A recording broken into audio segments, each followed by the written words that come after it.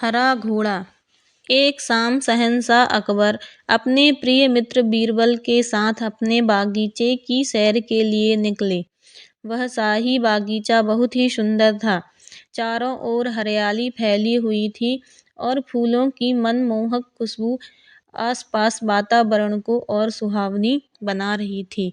ऐसे में राजा को जाने क्या सूझा कि उन्होंने बीरबल से कहा, बीरबल, हमारी इच्छा है कि इस हरे भरे सुंदर बागीचे में हम हरे घोड़े में बैठकर घूमें।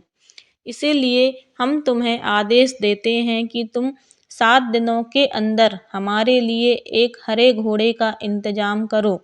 वहीं अगर तुम इस आदेश को पूरा करने में असफल रहते हो तो तुम कभी भी मुझे अपनी शक्ल नहीं दिखाना।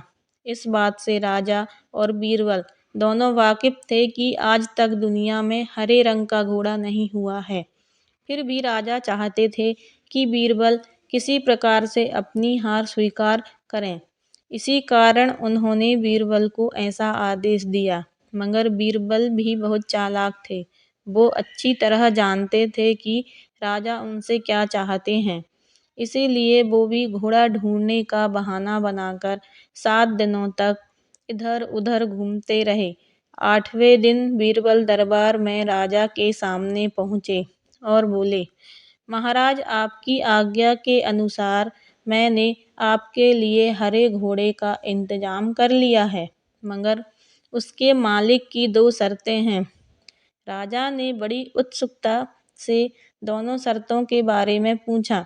तब बीरबल ने उत्तर दिया, पहली शर्त यह है कि उस हरे घोड़े को लाने के लिए आपको स्वयं ही जाना होगा। राजा इस शर्त के लिए तैयार हो गए। फिर उन्होंने दूसरी शर्त के बारे में पूछा। तब बीरबल ने उत्तर दिया, घोड़े के मालिक की दूसरी शर्त यह है कि आपको घोड़े को लाने के लिए सप्ताह के 7 दिन के अलावा कोई और दिन चुनना होगा। यह सुन राजा हैरानी से बीरबल की ओर देखने लगे।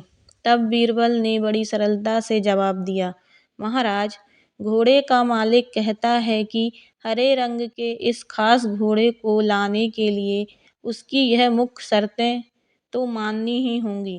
राजा अकबर बीरबल की यह चतुराई देखकर खुश हो गए और मान गए कि बीरबल से उसकी हार मनवाना वाकई में बहुत मुश्किल काम है।